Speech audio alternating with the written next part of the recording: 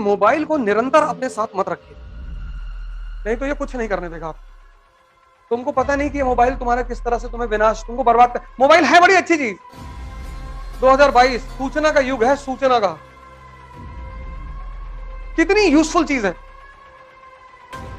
इसकी बड़ी खतरनाक आदत है, वो आपको अभी एहसास नहीं होगा।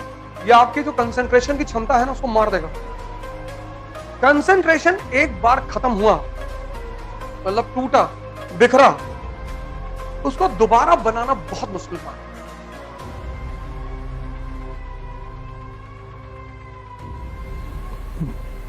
जय हिंद फ्रेंड्स। 2022 सूचना का युग है, सूचना का। जैसे अब तो मोबाइल, आप सारे लोग मोबाइल रखे होंगे, हम नहीं रखते मोबाइल अपने पास, हम क्लास में रखते ही नहीं। आप कहीं भी पता कर लीजिए, मैं क्लास लेने आता हूं तो मैं मोबाइल अपने साथ नहीं रखता। मैं मंदिर के अंदर जा रहा हूं, मैं मोबाइल लेके नहीं जाऊंगा। हाँ, मैं मूवी देखने जा रहा हूं तो मोबाइल लेके बैठूंगा मैं। तुमको पता नहीं कि ये मोबाइल तुम्हारा किस तरह से तुम्हें विनाश, तुमको बर्बाद कर। मोबाइल है बड़ी अच्छी चीज। अब जैसे मुझे इकोनॉमिक सर्वे पढ़ने की जरूरत नहीं होती, देश के बड़े बड़े इकोनॉमी के टीचर हैं, सबका लेक्चर अपलोड हो जाता है यूट्यूब पे।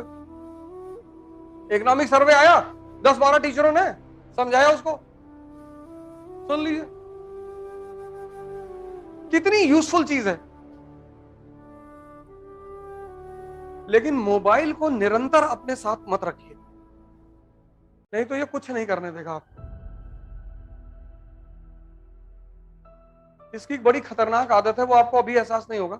ये आपकी जो कंसंट्रेशन की क्षमता है ना, उसको मार देगा। फिर कुछ भी करोगे, कुछ भी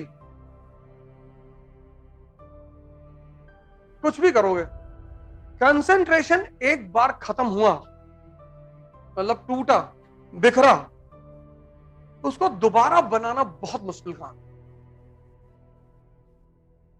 दुनिया में अगर मन की स्थिरता को चेक करना है तो आदमी को किताब दे दो।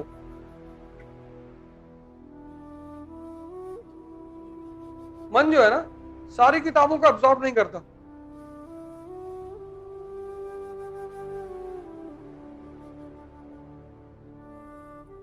किसी के मन की स्थिति चेक करनी है, उसे किताब दे दो। कुछ लोग एक पेज पे सोने लगेंगे, कुछ 2, कुछ 5, कुछ 8, क्योंकि अगर वो समझेगा नहीं तो वो सोने लगेगा। ये उसकी बड़ी खास बात है। इसलिए आज लोगों के लिए किताब पढ़ना बहुत मुश्किल हो गया है।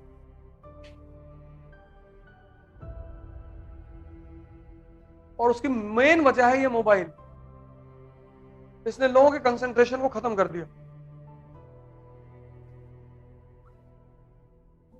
मार दिया।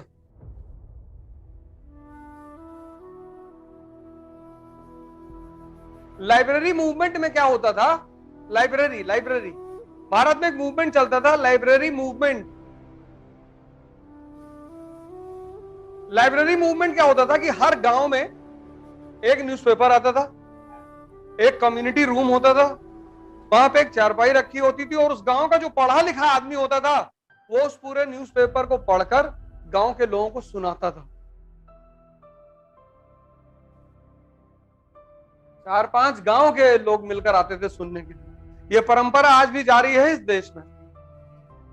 सुबह 6 बजे लोग चाय की दुकान में पहुंच जाते हैं, और जितना अच्छा करंट अफेयर उनका है उतना तैयारी करने वालों का नहीं,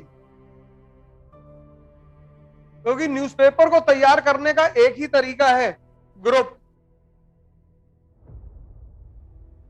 ये जो छोटी छोटी चाय की दुकानें बनी थी, यही तरीका ही था न्यूज। आज भी गांव में प्रथा, आज भी शहरों में भी है कि सुबह 6 बजे लोग आ जाते हैं घर से, और एक आदमी पेपर पढ़ता है, और फिर 4 लोग बैठ के एनालिसिस करते हैं। और जितने गांव के आदमी को यूक्रेन और रूस के बारे में इंफॉर्मेशन होगी, उतना इस क्लास में बैठे हुए लोगों को नहीं होगी। कौन सी पनडुब्बी डूबी है, उसकी खासियत क्या थी, सब बता देंगे वो, क्योंकि 6 से 10 बैठना है दिन भर। सुबह 6 बजे एक चाय ले ली, बैठे हुए। और 4 लोग रूस की तरफ से हैं, 2 यूक्रेन की तरफ से हैं। यार जेलेंस्की बहादुर जो है ना डटा हुआ है, दूसरी पार्टी करे कि मार रहे हैं सब पटक के। वहां ऐसे थोड़ी बहस होती है, वहां तो लीगल भाषा में होती है। आजकल तो मारपीट भी हो जाती है।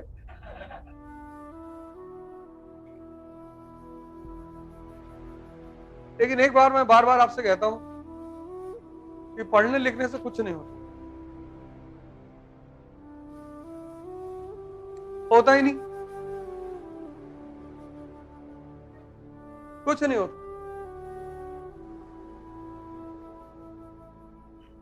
पढ़ने लिखने से कुछ होता ही नहीं। पढ़ाई का एक ही उद्देश्य है, दिमाग को खोलना।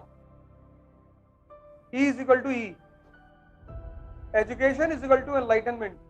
मतलब जब तुम स्कूल से निकलो तो तुम्हें देखकर चीजें समझ में आनी चाहिए।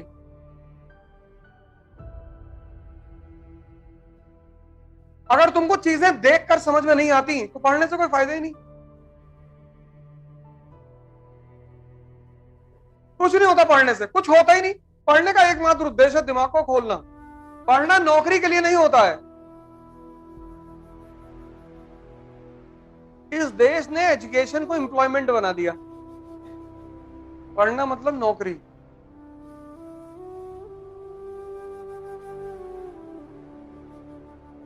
और ये मैकाले की देन है, नौकरी, वो भी सरकारी।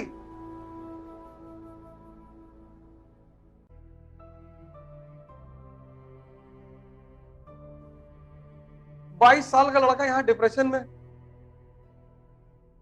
22 ईयर्स, 19। इसीलिए जानवर की जो योनि है वो निकृष्ट योनि मानी गई है, क्योंकि वहां उत्थान का कोई रास्ता नहीं। जानवर इंद्रियों पर पैदा हुआ, इंद्रियों पर मरेगा। मनुष्य एकमात्र प्राणी है जो इंद्रियों पर पैदा तो हुआ है, लेकिन इंद्रियों से उठकर वो अपनी चेतना तक जा सकता है। मतलब भगवान बनने की क्षमता है उसके अंदर। ये धर्म का उद्देश्य है। जय हिंद।